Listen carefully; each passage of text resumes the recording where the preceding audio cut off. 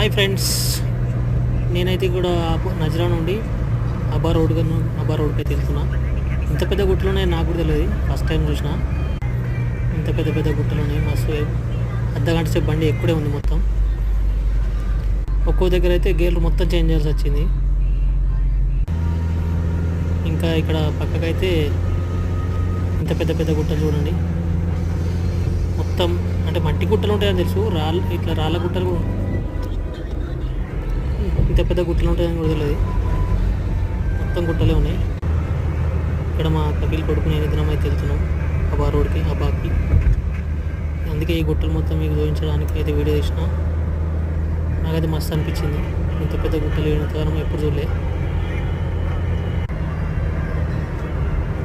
చూడండి ఫ్రెండ్స్, మీకైతే ఎట్లా అనిపించింది చెప్పుర్రి, కామెంట్ పెట్టుర్రి.